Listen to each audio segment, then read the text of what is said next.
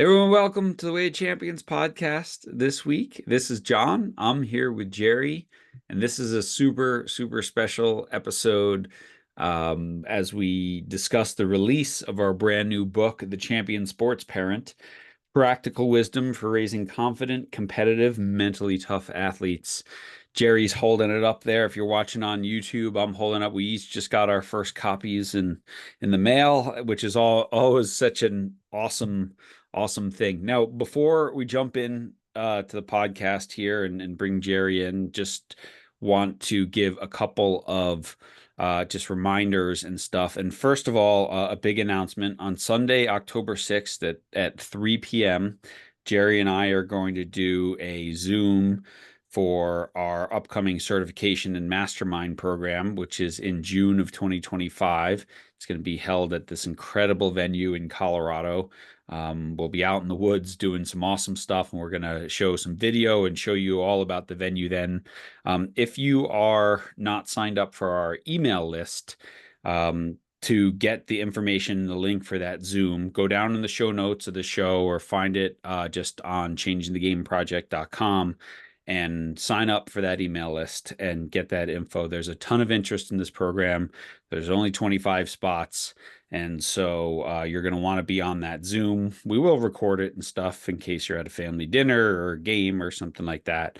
But that's when we're going to open registration as well. It's going to be a pretty incredible event. So get on the email list below so that you're the first to know and you're the first to have an opportunity to sign up for our Way of Champions certification and mastermind and full-on coach development event in June of 2025. Jerry, welcome, and I know you're excited about that.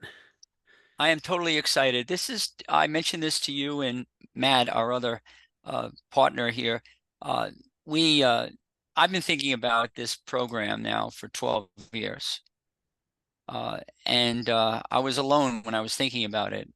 And then I met John O'Sullivan. And when you and I met, John, I started thinking about this potential even more and more and more. But we've been together now, I don't know, 9, maybe close to 10 years. And we're at a point now, professionally, emotionally, spiritually, personally, to consider this program. And so I feel very blessed and fortunate to have you on board with this. It's something that I don't believe I could have done alone, although I was willing to try it. It was definitely worth it. But boy, it makes it so much easier having someone that knows what they're doing in the background with the computer stuff, which I have no idea what to do with that stuff. Well, Yeah. it's going to be an amazing event. We were talking about it before we hit record today. Now that we have a venue locked in and everything like that. And I'm just so excited for all the possibilities of it. And I know, I mean, the emails that I know you've been getting and I've been getting from people like, please let me know, please let me know. Just people who really want to take this message and take a deeper dive on it and everything. It's awesome. I'm so excited. And yeah, people are like, come on, release the information, sign up. So Yeah, I know. I'm getting that all the time. It's like, well, what's the next step? What can I do? Uh, yeah, yeah, you know, yeah. can, And can, we it, can, how can I make sure that I get on this list? How can I, and it's like, whoa, boy, oh boy, it's tough to keep up with the pace, yeah, you know? yeah, exactly. And I mean, just so people know, again, the dates are June 18th to 22nd, or sorry, the 19th to the 22nd. So you can put those dates in your calendar. And it's going to be in Colorado, and we'll tell you all about it once we once we get rolling. But June 19th to 22nd, 2025 is going to be pretty extraordinary. So, all right. Let's get talking about our other project here recently completed. Our new book, man. Mm. The Champion Sports Parent. As you all know, if you listen, right? It was 15 months ago. We released end of May. We released the Champion Teammate, and that was a book for kids, high school, college teams. And we've had, I mean, these unbelievable programs from Stanford to North Carolina to Syracuse I mean, the biggest schools winning championships and whatever, and saying this book is was such a key part of it to tons of incredible high school programs and things like that. And and what a lot of coaches realize is, man, our team culture is great, but the parents are on the outside chipping away at it. Can we get something for them? And that kind of is really what motivated us to write this book. Like, what's the companion so that the parents can go through a process of how to help their kids while the team's going through the process of how to, become a better teammate. John, that's well said, and it stimulates my thinking quite a bit. We're both parents of athletic kids. Hmm. I raised four myself, and I'll tell you, I'm going to be very open about this. I think my first child, I must have made, I haven't counted them, but it had to be at least 10,000 mistakes. Hmm. And I didn't know what to do about it. And there wasn't much written about it back then. And my second kid, I got a lot better. I only made about 5,000. So I did learn, you Hmm. know, the hard way. By the time I got to my fourth kid, my youngest girl, uh, maybe I made 50 mistakes. So I really Hmm. improved quite a bit. If I had a book like this when I was starting out, it would have been such an amazing guide for me. Uh, and that's what it is. This book is a guide. It's not a how-to book. I think a lot of parents that are going to read this book, it's going to make a lot of sense because intuitively they know this to be true. But what we're doing is supporting and helping them with ideas and thoughts and ways to do this. Sports, John, you know this as well as I. Sports are here to give us as parents an opportunity to help our child to grow, right? Uh, to grow where? To grow into extraordinary human beings, not Hmm. to grow as a professional athlete. Hmm. That's not going to happen to most of the kids that are in sport, but to help them grow as extraordinary human beings. And we're giving this gift of sports to help us parent these youngsters to be those great human beings so when they get out into the world that they can be the leaders and the teachers that would be so proud of having. So I really I'm so thrilled because I know this book is going to make a huge difference Hmm. uh, in the parenting. Not that you're not doing a good job, not that the parents are doing good or not. It's we can be better, and so that was my original thought on this book. Yeah, and I think every time you've screwed up or I've screwed up with my own kids, and I think for the vast, vast majority of parents, it's done out of love, right? It's done because you Yeah. care. Mm. It's done. It was interesting. I was at a speaking engagement the other day, a couple weeks back, and I was at a volleyball game at this school, and their opponent, um, one of the dads was videoing this match. I don't know if he was live streaming it for people back home or whatever, but he was sitting 10, 15 feet from me, and his commentary and the things he was saying about his kid on this video, I was just watching it like, I wonder if he ever listens back. Like, like what he's trying to say to his kid, like, oh my God, if you did and you had any sort of self-awareness, why would you Hmm. think this is helpful? And Hmm. so anyway, it was an interesting thing, but it's the same thing, right? It's like, and I'm always astounded. Like people ask me about, you wrote Let Them Play, and I wrote Changing the Game in this book. Like, here's a book, right? And it's a $20 book, a $15 book, whatever you write, that could have this massive impact on how your child performs. But the vast majority of people would rather buy a new $300 bat or $200, cleats or whatever, a new tennis racket or all these sort of things that are all great and helpful. But this little book is going to have a far greater impact on performance than that new bat is.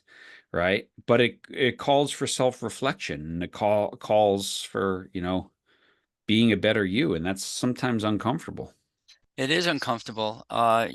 Self-examination is always worthwhile, but it also means that we might discover things about ourselves that we don't want to admit to, and so it's an uncomfortable place to go. Hmm. Uh, but I'll tell you, all you have to do is have that experience of being called out by one of your kids to really wake you up. Yeah. It took me three kids, and my son Brennan, who is a national class athlete runner in high school at the time.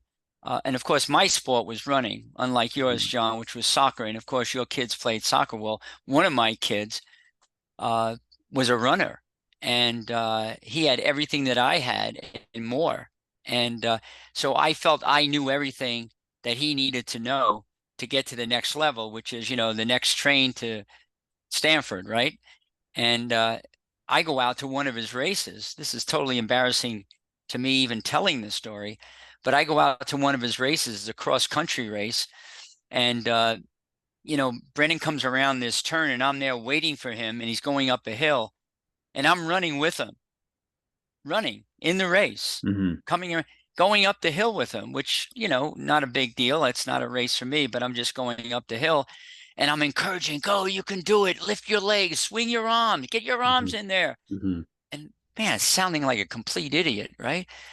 The coach who was putting on the race, the head coach, came over to me, and he pulled me aside and he said, if you keep that up, he said, I'm going to disband you from coming to these races. He said, this is illegal. You cannot be giving help to your kid during the race. Hmm. Besides, it doesn't look good. And Hmm. at the end of the race, the thing that really did it for me was Brennan. Brennan came over to me and said, Dad, in his kind, gentle way, he said, that was embarrassing. Hmm. I don't ever want you to be at a race again. Mm. And I get tears in my eyes now thinking, Yeah. how freaking stupid was I? Yeah. Why didn't I know this? Well, what happened was, back to your point, John, I loved my kid and I Yeah. wanted him to have what I didn't get. I Yeah. never had the opportunity to get to a college program and run nationally. And my son, uh, had everything that he needed to get there.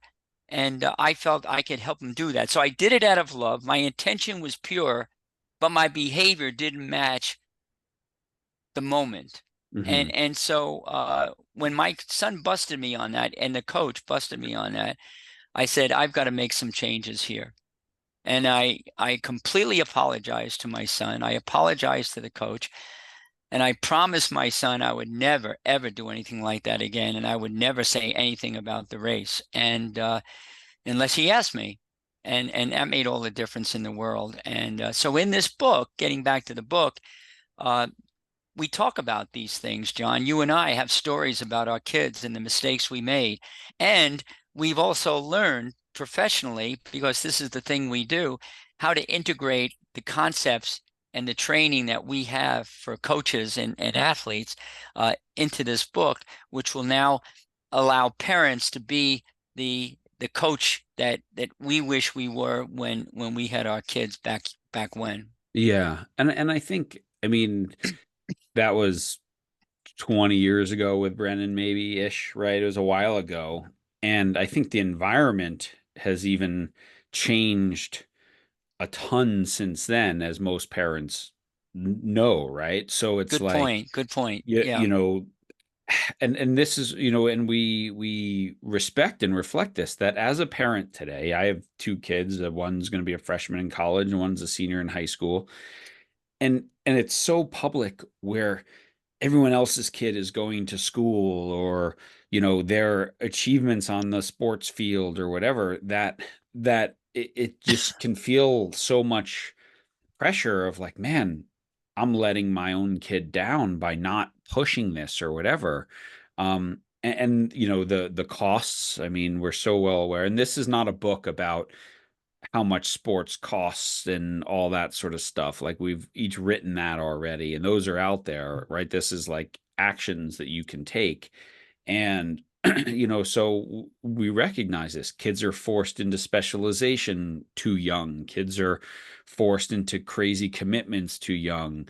As a parent, you feel like, if I don't keep up with the Joneses, my kid's going to miss out. So we have this big fear of missing out, FOMO. And, this is the environment that we are raising kids in. And then we have this societal pressure of, you know, got to get my kid into one of these 20 super selective colleges or I've let them down. Yeah. And it's insane because there's hundreds of great universities and schools and ways to go and tons of different paths. And really, this is a book not about doing more, but maybe about understanding more so that you'll do less, right? Yeah. Like Yeah. like Yeah. that it's about releasing your kids to their experience and supporting them in the ways that you're supposed to support them, like food and housing and driving them to events and doing what you can to get them there, but then also helping them develop the tools of the inner game to deal with adversity, to help them frame setbacks, and teach them to respond to them instead of Yeah. react to them. I mean, Yeah. these Yeah. are this is what the book is really about. Yeah. We want you parents to know that we're coming from a place of being parents. And you know, the thing that, well, I don't know if it concerns me in a deep way, but I want to be sure that that I communicate this somehow to everybody. We're not writing a book here that's it's dogma. We're not preaching here.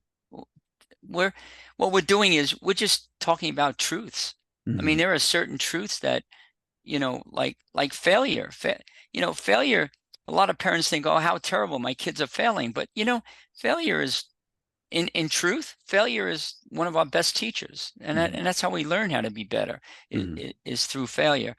But I really do believe that parents have to know that we're not, John and I, we've had this conversation, John, you and I, you know, we're not writing this book to to tell you how to parent. Hmm. We're writing this book to influence the way you think about your parenting. Hmm. And and and when you have these new ways of thinking, then you're going to make the decision as to how you want to parent. So we're throwing out these truths, these thoughts, and those that will resonate with you will stick.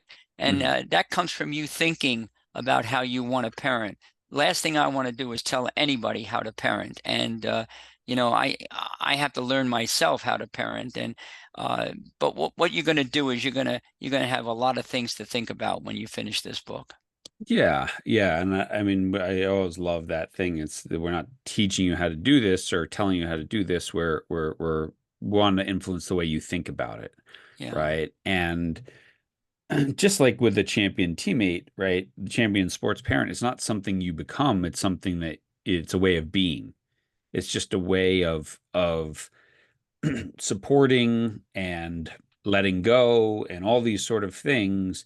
That's a decision that you make today, right? So you start you being this way right now. And it doesn't mean that you're not going to screw it up. I mean, this is it's a dance. It's this, that's the art of it. It's not all just, oh, well, what should I do in this situation? Like I can't answer that for you, right? It's dancing on this line of pushing and pulling, of letting go and then saying, "Hey, these are your goals. This is what you wanted to do." So it's not okay to lay in bed this morning. You need to go to the gym. You need to get up and practice extra because you said you wanted to do this, right? And I think that's the art, right? You could understand for your kids, if you want to be a elite level runner, you need to do certain things because that's what's going to get you there, right? Or, you want to be a high level soccer player, you need to do certain things. Now, you don't have to do those things, but don't come and tell me I want to play college soccer, but I'm only going to go to practice, you know, 2 times a week or 3 times a week. Like Yeah. that's not going to happen, Yeah. right? And that's Yeah. that honesty of a parent is, look, I'm not going to drag you out there 5 times a week. You have to show some initiative to get yourself there. And if you do that, then great. I want to support you. Yeah. But Yeah. you can't have you can't say I want this, and then the inputs don't match it. And that's where I think as a parent, that's the dance. Yeah, it's all about congruity, and we want to be congruous. Excuse me, and understand that. Yeah, so you want your child to grow and expand, but then you don't care about whether you grow or not. And so this book is it's a dual factor, right? Yeah. So when you read this book, you're going to definitely help your kid to you're going to take the opportunity to help your kid grow and become an extraordinary human being. But you know what? Raise your hand if you don't think you have room to grow, Yeah. and I don't see any hands going up because I think we all believe bottom line is that we always have room to grow. In fact, you wouldn't be listening to this and you wouldn't be reading the book if you didn't want to grow. So Yeah. what we're doing is we're providing opportunity. It's a dual-edged sword here. It's on one hand, you're being the best parent you can be to help your child be the best person they can be. And so the child is growing and you're becoming an extraordinary human being. And I want to emphasize that word, John, that you did before. We're asking too many questions about doing. What do I need to do? What do I need to do to be a better present, Mhm. parent? It's not about doing anything. It's about being a certain way, being grateful for what you have, being kind, being generous, being mindful Mhm. of our behaviors, being a listener, you know, being uh, being confident in Yeah. yourself, learning about yourself and projecting that with your child. So Mhm. yeah, it's all of Yeah. that.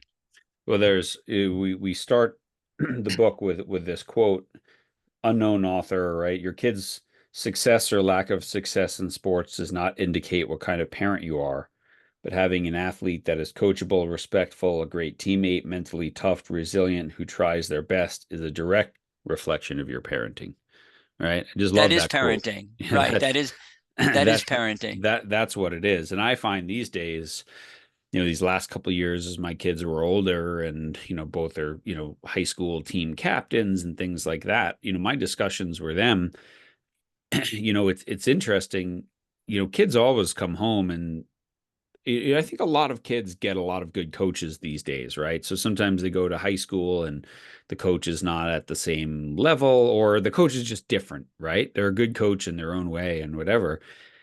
And when my kids would come home and be like, "Well, coach did this," my job is not to be like, "Well, that's dumb. Why'd you do that at practice?" Right? That erodes trust and all this. It's like, well, you're a leader. What do you want more of in your team? Hmm. Well, how can you have a respectful conversation with your coach as a leader, as a senior, as a captain, whatever, so that he or she has a better understanding of what the team is looking for, because that's your job as the conduit.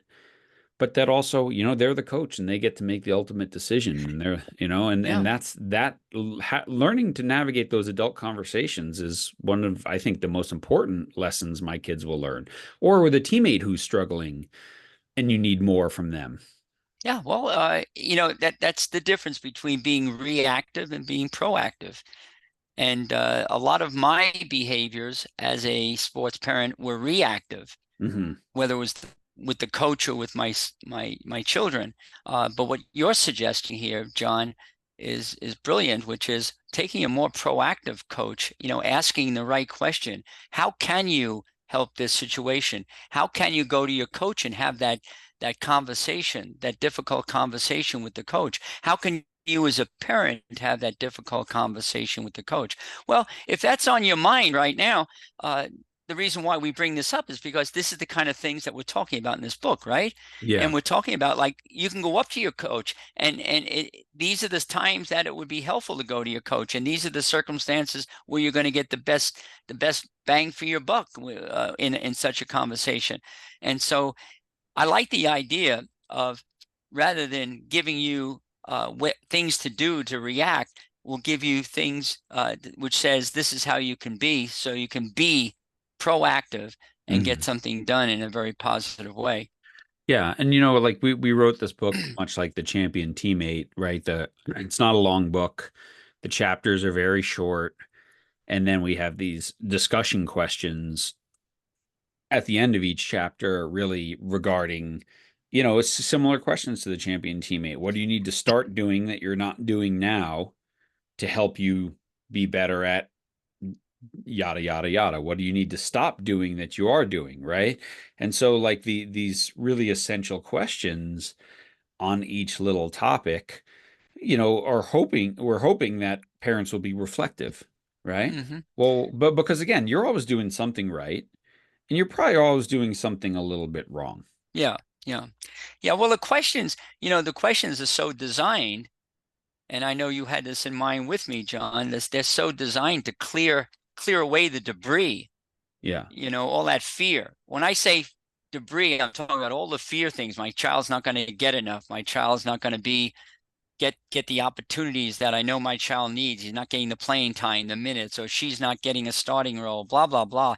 So the questions that we pose at the end of each of these small, terse, pointed chapters are going to help clear away that clutter, that debris, and at the same time raise your consciousness. Hmm.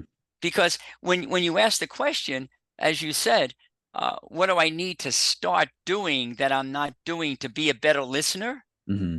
Now all of a sudden your consciousness is raised. Now you're thinking thoughts that will help you function at a higher level. Because from those questions, you're going to have certain feelings.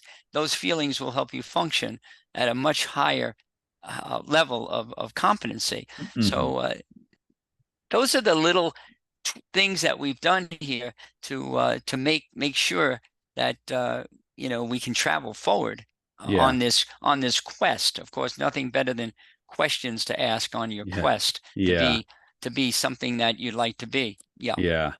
Well, we divided the book into four sections. And the first one is a section on self-awareness and reflection, right? And we called it to be a better parent, be a better you, right? And so what we're offering to parents is go through this um, period of self-reflection, right? Um, and ask yourself different things. And so, amongst the chapters there, right? The next train to Stanford, gratitude is an attitude, let the river flow, the permanence of impermanence, embracing the journey, learn to listen and listen to learn.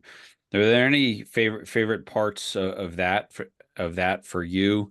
Well, And Jerry and I broke up this book. yeah, Whereas last time we kind of scattered it a lot, this one you kind of wrote the vast majority of part one and two, and I did yeah. part three and So I four. really love the chapters in part one and part two. Yes, because those Those are to the me, best. yeah, those to me are the best chapters in the book, if anyone's wondering. Uh, Seriously, John, some of the things that you wrote in your book, it was a lesson for me that I wish I knew 10, 20 years ago. But yeah, I have a lot of favorite chapters in there. The one that really jumps off the page at me is chapter number 3, Hmm. and the title, "Learn to Listen." It's a Hmm. learning process, so that's why I said learn to listen. And then the second part of that is listen to learn. Ah, that's the operative piece right there. So I had to learn how to listen, and there's a process, and we talk about that in the book.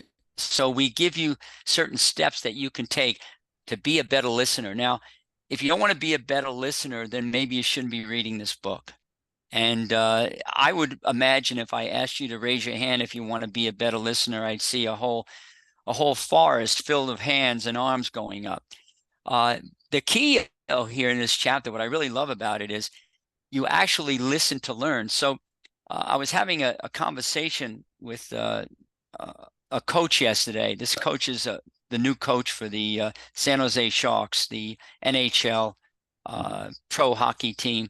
And he visited me here in my home in Santa Cruz, and we were talking about how the importance in an organization for everyone to be listening to each other. Hmm. And we talked about something very simple that we point out in this book, and I'm going to give this away. So it's sort of like a teaser, Hmm.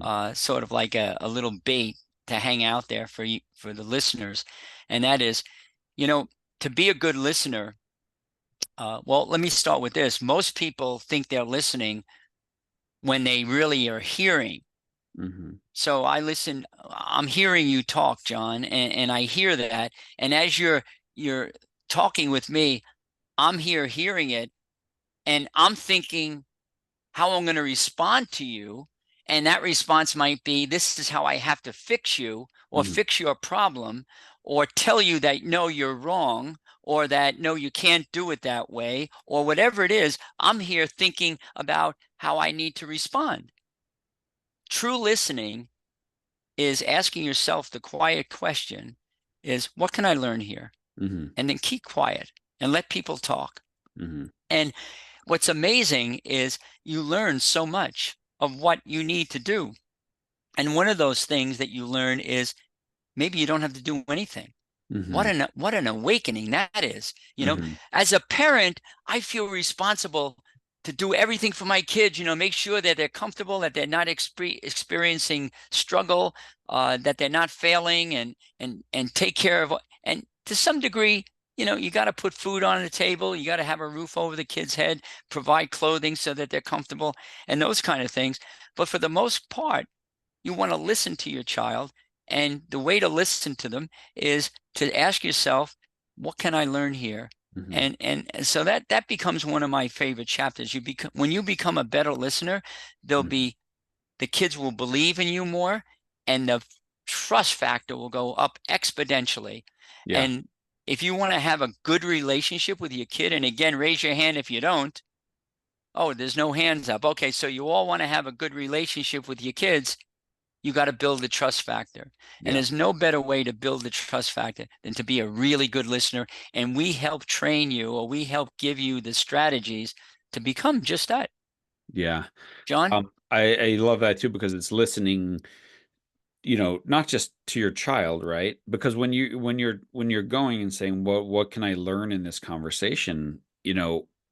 Oftentimes what they're complaining about or what the issue is isn't the issue, right? It's the surface thing, right? And sometimes that's your kid saying to you, you know what? I don't really want to do this anymore. I don't love Mhm. this sport, or something's happened on the team, um, or it's not enough. I want more. This environment's not challenging enough. It's time for me to move on, right? But it's also about listening to your coach, right? If you have that conversation with your child's coach of like, understanding where they're coming from, right? Why do they see things a certain way instead of just being there to tell them what you think about their coaching, which coaches are so tired of hearing, Yeah. right?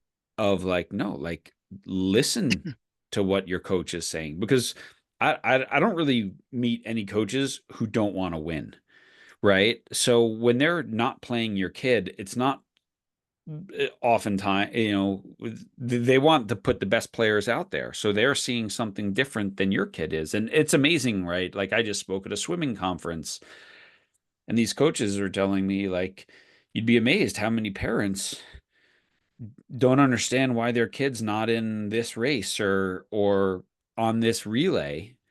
And they're like, it's swimming. Here's your kid's time. Here's the other kid's time. They're better than your kid. They're faster. But Duh. they're like, so even in something as objective as track or, tennis, like, well, they played each other 6 times and the other kid beat your kid 6 times. So he's number one singles and your kid's number two, right? Because your kid's not better. I don't care what you see or think, it hasn't beat them yet, right? And so even in very objective things, a lot of coaches just get really frustrated with parents who can't see things objectively, um, and they see their kids' potential or whatever. So that listening goes both ways for sure. Yeah. Yeah. I like John, I was I just wondering. go ahead. Yeah, go ahead. No, no, go ahead, John. I was just going to say, throughout this book, we snuck in some blog posts that we'd written and anything as well. And, I think I love this idea of embracing the journey. And I snuck in to one of those chapters there, winning the race to the right finish line, and just understanding that this is sport's a long journey in your kid's life. It's not something that ends at 16 or 18, right? What if you look at sport as something that kids can do for 70 years, And this is just a tiny slice of it. Well, Um, it's a tiny slice, but in some ways, John, it is life. yeah. It's not like, oh, there's sports and then there's life, or there's sports and then there's college and then there's work and then there's marriage and family and then you die. You know, it's like you mentioned it's a journey. I'll define that even further. It's a hero's journey. It's Joseph Campbell, the wonderful, brilliant writer who wrote The Hero's Journey. He says, we're all on this journey from birth, Hmm. and sports is just part of that journey. Hmm. Sports to me is I define it as a microcosmic classroom for all of life. And everything that your child experiences in one season in soccer on that Hmm. pitch Hmm. is representative of almost everything that that child is going to experience in life as an adult. Hmm. Hmm. And you can see that yourself. You can project yourself and your life into that game and see and the thing is though, it only takes X amount of minutes and it goes fast and the lessons are learned. And so sports is a journey and it's a hero's journey. And let me define that a little bit. By being a hero's journey, you have to embrace what the journey really is. Hmm. It's not you start here at point X and it's a straight line of growth up to point Y. Hmm. Uh, it's a journey. It's an up and down journey of learning and failing and learning from failure and putting that into operation into your life daily. The things that the kids learning on the sports pitch, on the soccer pitch, are the things that can be applied to their school, to their Hmm. schoolwork. Hmm. If you can't dichotomize them, you can't separate them. You can't do one thing in school and show up on the pitch and expect to do you know in a different way. I mean, Hmm. Hmm. you know, you either bring the effort on soccer and you bring the effort in school and you bring the effort at home helping out, whatever it happens to be. Uh, this journey, understand it's up and down, Yeah. goes Yeah. sideways. Sometimes it feels like it's going backwards.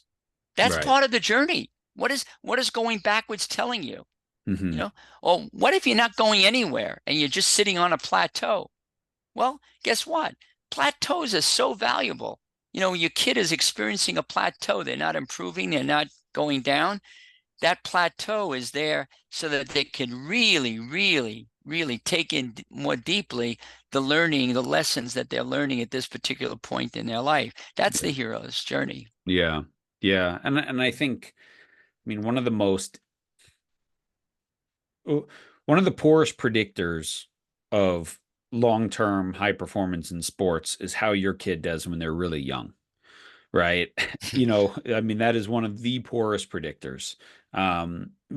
Really, until your child goes through puberty, you have no idea how they're going to be in sports, with perhaps the exception of some figure skating or some gymnastics or something like that. But for the majority of sports, you just have no idea.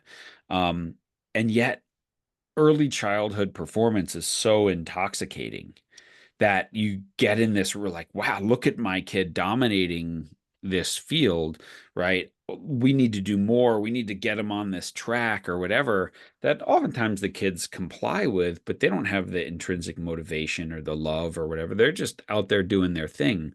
And parents, you know, get so intoxicated by that early performance, they drag him down a path that A, the kid doesn't want, and B, it's not going to be a fit, right? And we see this in, I mean, if dad is 6'5" and was an NFL player, and mom was a collegiate track star, well, guess what?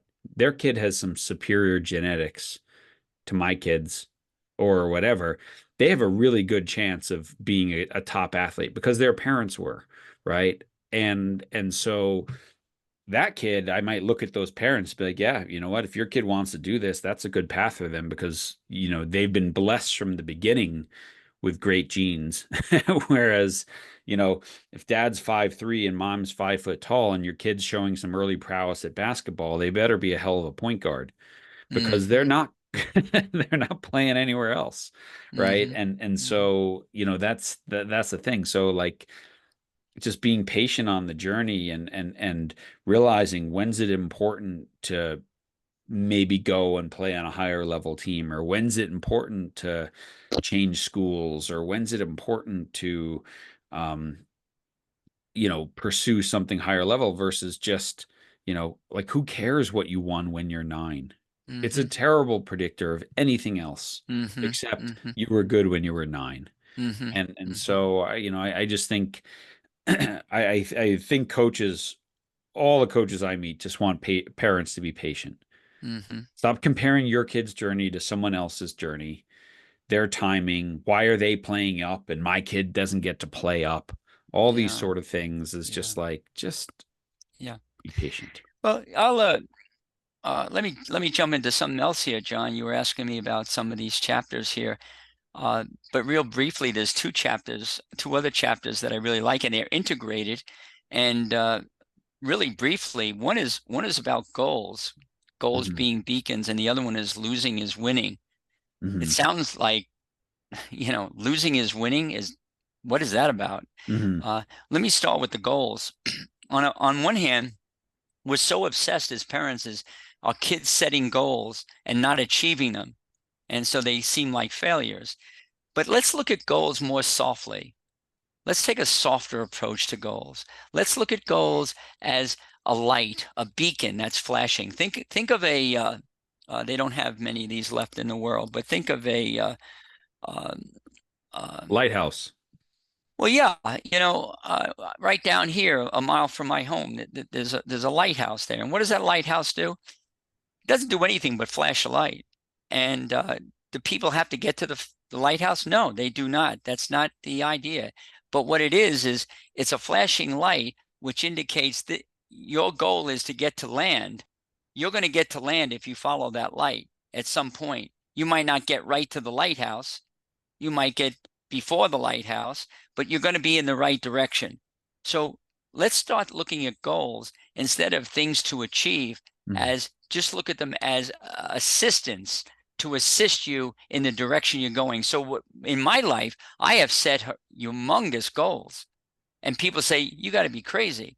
You're not smart enough, big enough, fast enough, blah, blah, blah, what I can't do. And I said, well, you just watch me.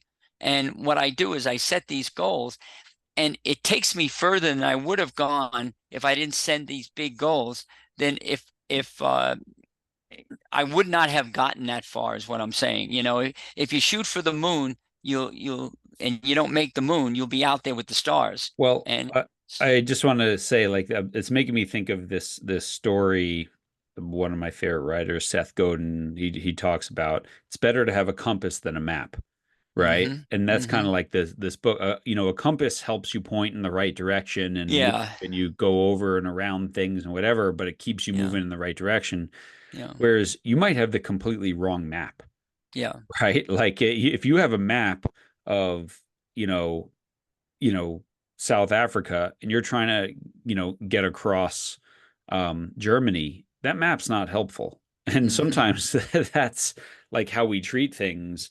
Whereas if you have a compass, it doesn't matter where you are, you know where you're going, and you just kind yeah. of got to get there. Yeah, and I think that's a great healthy way of looking at a goal, because what happens if you don't reach your goal? You're labeled. You're Hmm. a failure. I set 4 goals and I didn't get to one of them. That's not true. For me, it brings me toward the direction. It puts me on the direction of where I want to go.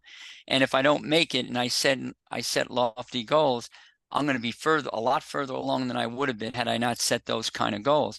Yeah. But let's deal with that failure issue, because Yeah. that's an important one. I think it's so crucial that parents and athletes, their young children, and coaches, they operate out of fear. The coach is getting their self-worth based on whether they're winning or losing. The parent is getting their self-worth based on whether their kids may get the next train to Stanford. The athlete are measuring their self-worth based on whether they get a starting position, or whether they lead the league in hitting, or whether they're highest scorer of the team, blah, blah, blah, on and on and on. In a performance-based society, rather than a purpose-based society. So the purpose is to become a better version of yourself. The purpose is to be a better human being ultimately, since most of us are not going to go pro with sports. And so what we do is we confront this idea of losing. And I'll never forget, one of the first times I read the book, which is the oldest, what I believe is the oldest book ever written on leadership and performance. It's a 2,500-year-old book in Chinese. I had it translated for me by a dear friend of mine, Al Wang. And there was a passage in that book, and it was very simple, John. And it said, we lose, yet in this way win. Mm-hmm. Boy, that just knocked my socks off. Because Mm-hmm. I was always afraid of losing. I put all the effort in. What if I lose? What if I don't do well? What if I don't get in school? What if I don't make the team? What if I don't get playing time? What if, what if, what if? And what if I get it and I lose and I screw up and I fail? Well, guess what? 2,500 years ago, and it still holds to this day, the principle was written that losing is our best teacher. We lose, yet in this way win. When I lose, today, when I have a setback, a failure, I look at that as my guru, as my teacher. And I believe that when more parents understand that concept and they can communicate that, that's what's important. When they can communicate that to their children, that, you know what, losing doesn't feel good. I get that.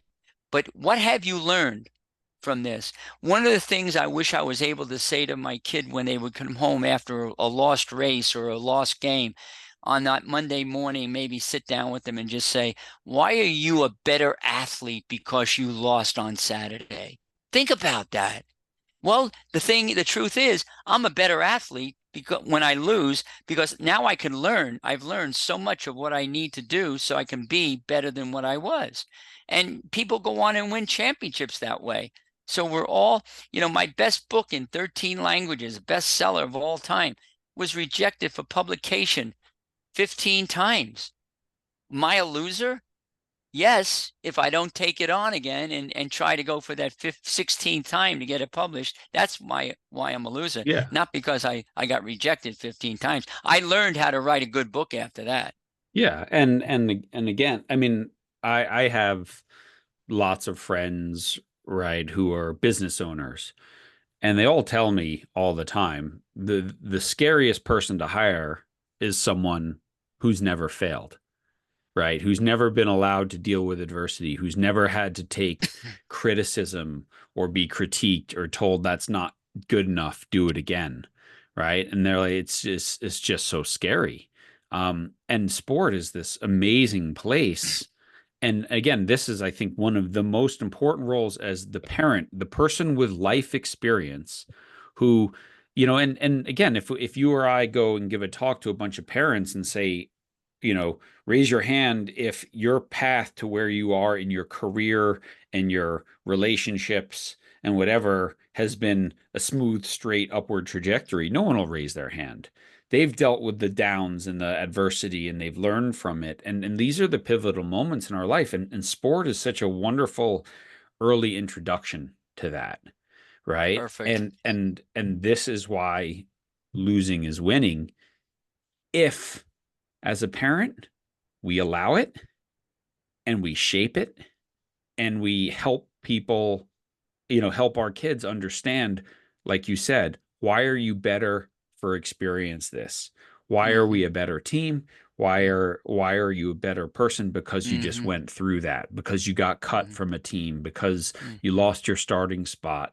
Mm-hmm. That is one of the greatest gifts I think we can give to our children, because for the rest of their life, if they ask themselves that question, then they will respond in an appropriate manner to the setback. Right. And not only are you helping your child to cope with and deal with and be proactive, learn from that failure, you as a parent Mm-hmm. are going to be easier and have more compassion with yourself if you feel you're a failure as a parent because your kid doesn't get the next train to Stanford, which a lot of parents feel and believe. So what you do is you take the same principle you're teaching your child Mm-hmm. and you internalize it so that you don't feel like a failure Yeah. because you realize that these are ways that you're learning to be a better parent. And so, by the way, we're talking about this. So in that chapter, I believe it's chapter 15, losing is winning. We'll outline that for you, so you don't have Mhm. to worry about it. You hear this conversation, you're going to dive into this book, and you're going to be very pleased and surprised how much you're going to learn in a matter of 3 pages about Yeah. this concept that we're talking about. Well, those two chapters you talked about are sort of part of part two, which is, helping your child develop their inner game, right? And so obviously it's something we talk about so often, but a lot of parents, this is where they would say, well, I don't know how to do that, or I don't meditate, or I've never done Yeah, visualization yeah, or anything like that. Yet so much of performance is how we view it ahead of time, right? I mean, think about all the things in life that we're afraid of that 90% of the time, they're never as bad as we imagine them to be, right? The opponent's never as good. We got yeah, scared about this, we got scared about that. And so that whole section of the book is really about, the couple inches between your ears, which often has a far greater determinant of whether you compete to your very best or not, than anything else does. right. And of course, that's about 4 or 5 inches in most of our heads. Yeah. There's another distance, and that goes from your head to your heart, Hmm. and that's about 18 inches. Hmm. And this book is going to help you make that journey as well. That 18 inches is an amazing journey where you're in your head. What is your head? Your head is fear, fear of Hmm. failing. What is your heart? Your heart is embracing the failure. It's the love and understanding that failure is a gift that's been given to us so we can be a better version of ourselves. And that 18 inches sometimes feels like 18,000 miles, right? Hmm. But this book, as we've written it, will simplify that process. We want to make it really easy and simple. We don't want to complicate your life. So what we're doing in this book, John, and for the listener to know, is we're taking age-old truths. In fact, we're looking at this as practical wisdom. That wisdom, if I had that wisdom when I was parenting, it would have been a lot easier journey. But that wisdom is available in this book. And what we're doing is we're making sure that we give you those gems so that you don't have to do the research and the groundwork to do that. And I know, and you know this as well, John, that these are truths that will resonate with all of you who are going to be reading about this. Yeah. Yeah. Yeah. In part three and part four, we try to be um get to some of the practical situations, right, of this. So, part three of the book is really about, and this is what, for the coaches listening, like this is all about coaches are your allies, not your adversaries. And so what is the proper role for a parent, and how can you best communicate, and how do you build trust, and how do you give coaches insight into your child? I mean, the amount of coaches that I speak to who are, talk about, if I only knew this about a kid, Yeah. I Yeah. wouldn't have done this, Yeah. right? Or I would Yeah. have done this, but Yeah. but they were never given any insight. Yeah. And so, it's all about setting proper boundaries and Yeah. doing that. And I think like a big one is knowing your role. And I always Yeah. love this idea, right? That when you show up at a sporting match, you can be one of four things and never two, right? So you can be the athlete, you can be the coach, you can be a spectator, or you can be the official or the referee. That's it. Those are the four roles at any sporting Mhm. event. And as soon as you decide to be the spectator coach, right, you mess up kids. As soon as you Yeah. decide to be the spectator referee, Yeah. right, you upset Yeah. officials, you confuse kids, you set a bad Yeah. example. And so Yeah. just knowing you're like, Yeah. I am there to spectate, Yeah. which means I'm going to cheer and support the athletes, create the right environment, model the right behavior. I mean, it's only when we try to do two roles at once as Well, parents listen, start listen, screwing John, up. John, listen, I've tried to do three at once. Yo, And true. and I got close. I was almost three of those, the spectator, uh the referee, Hmm. and And coach. Eh, oh, absolutely. The coach. I can tell anyone how to do something, Mhm. now, the thing, I think one of the things you write here so brilliantly, and you did write this chapter is when to let go and when to intervene. I think Yeah. that's really crucial. It's a delicate balance. You don't always just because you know how to talk to a coach have to go to a coach and talk about it. So tell us a little bit about that. I mean, I think it's just asking yourself because you're presented with all these situations, right? Yeah. And then you have to ask yourself as a parent, is this situation difficult? Difficult? Is this a challenge? Is this adversity for my kid? Or is this dangerous? Right? Is this dangerous to Right. their physical, mental, emotional health, right? If you're a parent and it's 110 degrees out and your kids are running wind sprints and the coach is saying no water, you know what? You might have to step in because Yeah. that coach should know better, Yeah. right? In full, and these are when the kids are dying of heat stroke or whatever, right? That's dangerous, right? And that coach is, I can't imagine a school in this day and age that hasn't said you don't do that anymore, right? Um, Mm, by the same token, if your kids lost their starting spot or they're not playing their favorite position or they got cut from a team and are now on the B team or not varsity, they made JV. Well, you know what? That's difficult. That's adversity. That's not the moment you intervene with a coach. Now, it doesn't mean that you can't have a respectful conversation and again in high school, like probably your kid should be having this conversation of, well, what does my daughter, my son need to do to achieve X, Y, and mm, Z? mm-hmm, mm-hmm, Give her something concrete, give him mm-hmm, something concrete.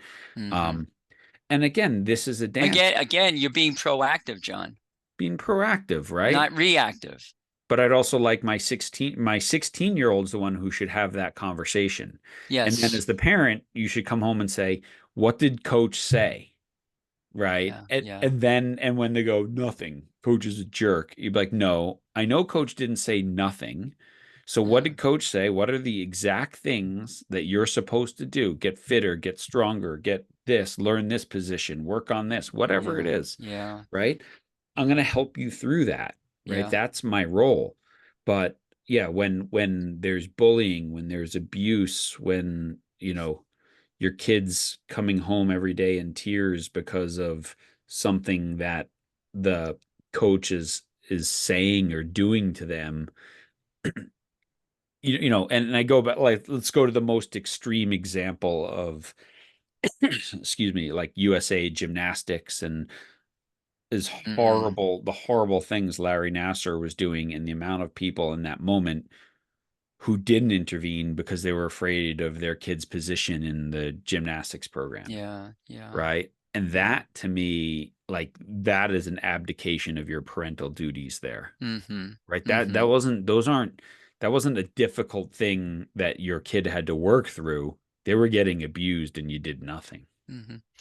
Again, coming back to this book, we'll help you with that. We'll guide you to understand more fully when it's appropriate, when it's not.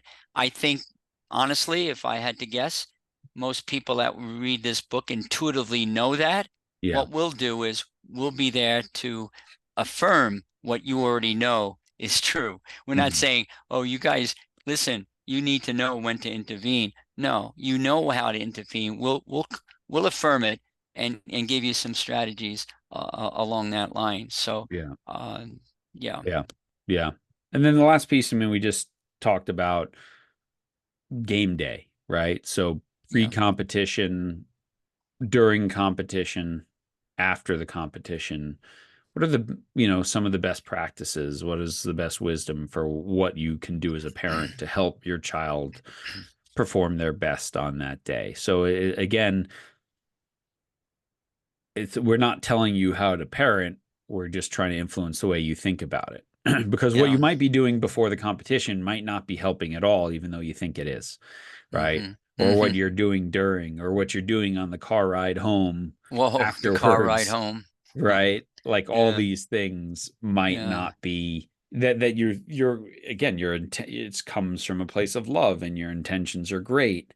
And so we're just trying to get people to stop and think a little bit differently about Yeah. how they can help their kids, support their kids' team, support their kids' Yeah. coach. Yeah. So John, I love this, and I'm going to give you the lead on this one. Is what is that conversation coming home in the car supposed to look like, or what is a helpful conversation, or should we be having any conversation at all post event? And we go into detail with this in the book. What do you think along those Well, I mean, lines? I think number one, that in that space has to be a space where your child dictates what happens. Right. And so, I tell the story a lot when I'm speaking. My two kids are completely different. So, my daughter was really, she would always ask, like, hey, dad, what'd you think? Right. But she would bring it up, right? Not me. So you let them bring it up. Um, and then I would always ask her, these three questions you and I talk about. What went well today for you, and what needs work, and what do you think you can focus on and practice this week? Right. And because when they play poorly, they know that they weren't good.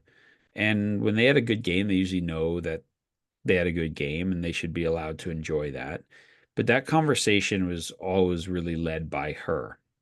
Um, and what I would say is, so having those three questions is really important because it provides this sort of consistent conversation of something always went well and something always needs work, and there's always something you can work on, right? So whether it was their best game or their worst game, there's that consistency. And then I think there's also um like it also starts with you as the parent in the front seat, knowing, am I in an emotional state right now where I'm capable of having a quality conversation, Hey, right? hey, hey, Like, wait. Oh, yeah. John, tell that story about coming home in the car with your wife sitting next to you. Oh, yeah. I mean, And this was when my and what did she do to you? Well, this was when my son was super young, and I got upset at him because he was 5 years old and didn't want to play, right? And I get in the car, and I was embarrassed, right? So it was me. It was all about me. I'm embarrassed. I'm angry. I'm supposed to be the all-star coach. My son was totally fine, and I started saying something, and she kind of gave me the chop across the chest and was like, "Hey, didn't you write a book about this, right?" And I was like, "Yeah," and Yeah, so the intentions were good, and yeah, again, I've screwed this up way too many times, right? yeah, So yeah. so How is you know, DJ? How is TJ different than your daughter? You well, said, he would never ask how I did, yeah. right? He would ask, like, we kind of came to this agreement where that night or whatever, the next morning we might talk about it. Um, but I've had moments with him specifically where he's asked me, where he's brought it up, and I've been upset, not about, usually, it's about like your focus or your effort or Hmm. whatever, or you just didn't compete. And Yeah. it's upsetting to me as a dad to watch my kid not give their very best and let their team down. And so I would say there was a handful of moments, probably Hmm. less than five, where he asked me what I thought. And I said to him, I don't think this is a really good time to have this conversation. I need a day. Hmm. Right. Now, Great, in great that moment, he response. also Yeah. knew he didn't do well. Yeah. Right. Yeah. So I like to think that he appreciated that, I Yeah, said, well, you're giving what you're doing is it's really interesting. It's like being a good coach to your son, yeah, is you're giving yourself the psychological space to process what you're feeling and why you're so upset and why you're so angry, so that you could talk to him tomorrow yeah. and you have that distance between the feelings of being upset after a game loss or he played terribly, he didn't compete, as you say, and now you can talk to him in a more rational tone without any of the upsetness and what have you, and be more proactive with it. That's what it sounds like. Yeah. And I always say to people, like, don't think I don't care if my kids didn't have a good match. Like, of course Yeah. I care. Again, especially like sometimes, they're full focus, full effort. The team just didn't play well, or it just didn't work. It just wasn't working on the day. That happens to every athlete, no matter what the level. But poor focus, poor effort, those are the things you control, right? You didn't go to bed early last night. You were up, you were on your phone all day before the game. You ate crap food, whatever it is, right? Like that's upsetting to me because though those were decisions you made. Yeah. Um, but what's usually funny is, when you wait that 24 hours, usually things in the world happen that are much bigger than how your kid played in some 14-year-old soccer game, right? You have a friend or a family member who's diagnosed with an illness. Yeah. You hear about a car accident or a Yeah. tragedy, or one of their friends gets in a, car accident or something like that. Perspective. And then all Yeah. of a sudden you're like, who the hell cares? Yeah. Yeah. Right? It's all And then about you perspective. then the emotion's gone, and then you have a conversation um with the reality of where does this fit into the aspect of life? Yeah. And what really matters? Yeah. What really matters? And I was looking at this passage, John, if I can, and read this. Hmm. I'm going to read a little passage from the book along that same line.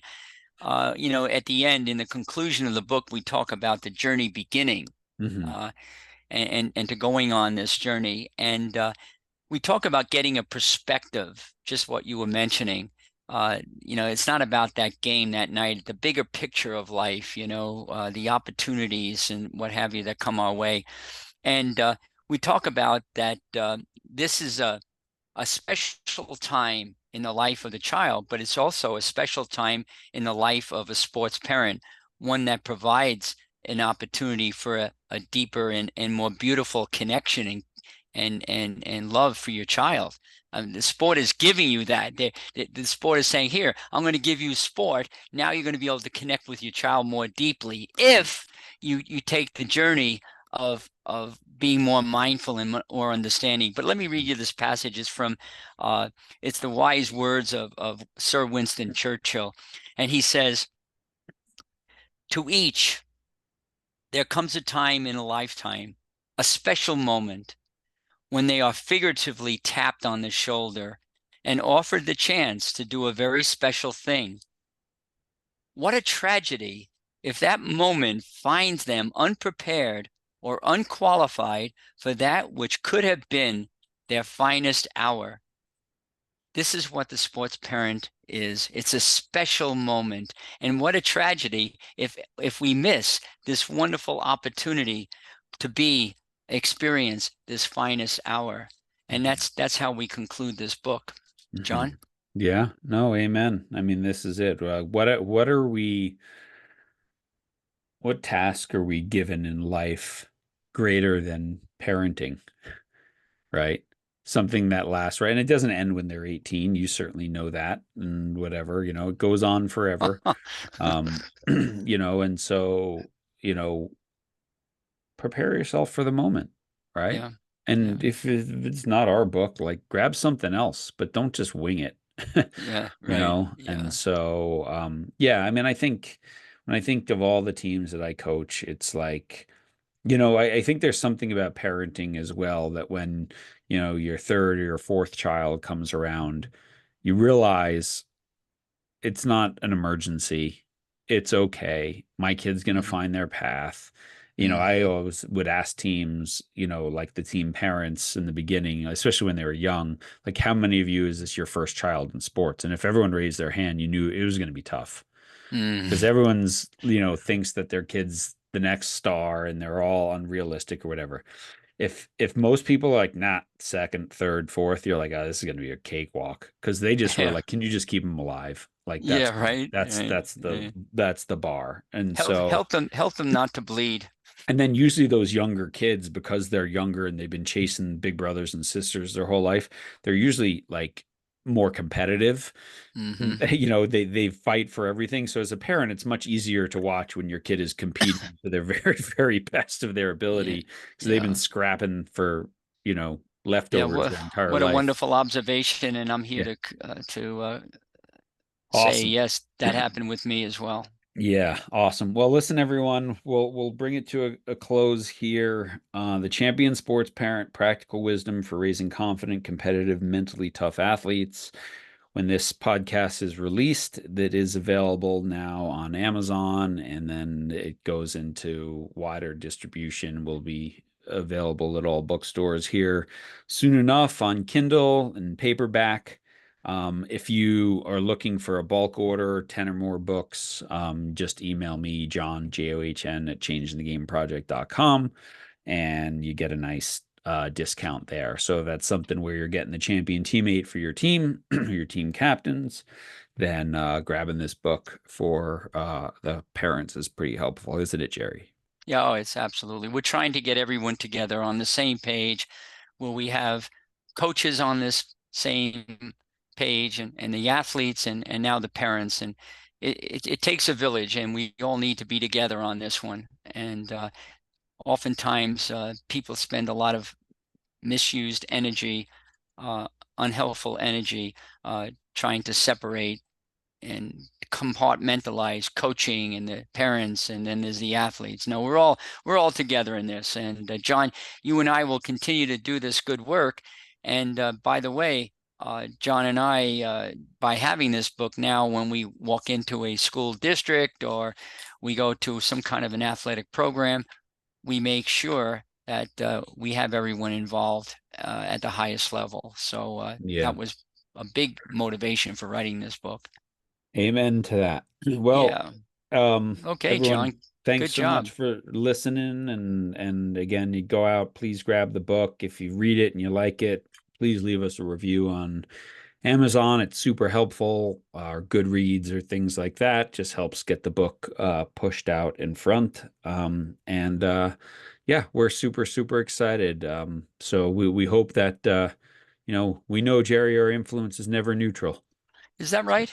it is, it is. I So I, uh, I heard that somewhere before, but it's nice to hear it again. yeah, well, we Mm. hopefully this helps parents influence their kids and their coaches and their schools and their teams in a little more positive way. And So their kids influence their parents too. and the kids influence their parents as well. Maybe kids Yeah. out there listening, you can buy this book for mom or dad. So I call awesome. I call my I call my kids. I always have. They're my Zen masters in residence. Yeah, there you go. They're teaching me lessons that I really don't want to have to learn, but I do have to learn them. Well, such a fun project to do with you again, Jerry, and so excited Yeah. this is out. You're a wonderful teammate and friend and confidant, and Yeah. yeah, so Well, so that's so excited for our beautiful, new book. beautiful, well said, and I appreciate you, John. So let's go forward. All right, everyone, thanks for listening. We'll see you again next week.